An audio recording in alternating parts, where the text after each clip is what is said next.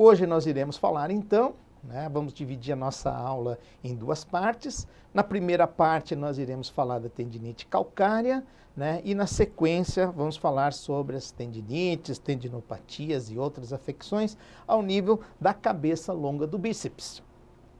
Vamos começar então com a tendinite calcária na nossa primeira parte então de apresentação. Nós vamos abordar hoje no nosso sumário, aqui nós vamos falar sobre considerações iniciais, a fisiopatologia, a epidemiologia, o quadro clínico apresentado por esses pacientes, o diagnóstico diferencial, os exames de imagem, as classificações e também sobre o tratamento da tendinite calcária. Vamos então iniciar com fazendo algumas considerações.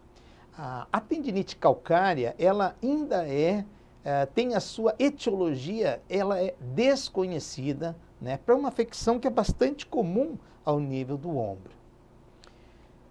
Vejam, por exemplo, que a história natural dessa doença, ela mostra que existe uma reabsorção desses depósitos de cálcio à medida que vai se passando o tempo.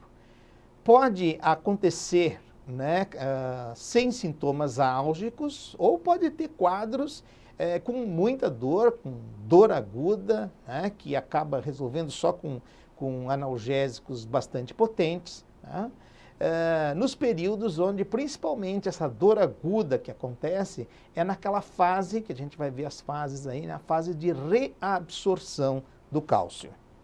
Então aqui nós vemos um exemplo na radiografia, onde a gente observa esse depósito de cálcio, aqui, e aqui nós vemos mais uma vez aqui os depósitos de cálcio, e aqui fazendo, aqui numa incisão de forma aberta, numa mini open, numa mini abertura aqui, é claro que ela está um pouquinho aumentada, mas e onde está sendo feito então, foi feita a perfuração da área dessa depósito de calcificação e saindo esse material rico em cálcio que tem esse aspecto como uma pasta de dente. Vamos falar ainda nas considerações iniciais do ponto de vista histórico, algumas informações. Painter, em 1907, foi o primeiro, ou seja, cerca de 110 anos atrás, foi o primeiro a descrever os achados, já na radiografia, achados radiográficos, da tendinite calcificada ao nível do ombro. Mais tarde, por volta da década de 30, no século passado, o Codman, ele apresentou o problema como se fosse uma patologia localizada primariamente, então, no tendão do supraespinal, adjacente à região de inserção junto ao tubérculo, maior aqui no úmero.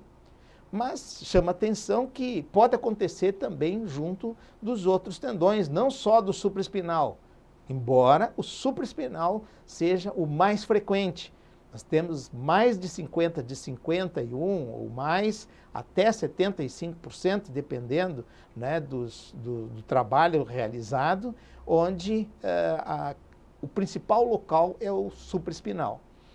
Mas também pode acontecer em outros locais, como no subescapular, como no infraespinal e no redondo menor, que são os outros músculos que compõem o manguito rotador. Em 1940, o Bosworth, ele revisou a parte das radiografias e ele identificou uma incidência, então, de 2,7% de depósitos calcificantes ao nível do ombro. E aí ele encontrou, nesse trabalho dele, já 51,5% acabava acontecendo no tendão do supraespinal. Aqui nós vemos, mais uma vez, o depósito de cálcio sendo visto, aqui mais uma vez, e aqui a gente vê o Bosworth e aqui a gente vê o Codman. São também estudiosos reconhecidos na área do ombro. Aqui nós já vemos um outro estudioso, vamos entrar na parte da fisiopatologia, e na fisiopatologia nós vemos o Uthoff, que é um outro estudioso, e ele, juntamente com o Sarkar, eles dividem a fisiopatologia da tendinite calcária em 3 fases, né, que não tem os limites muito bem definidos entre essas fases e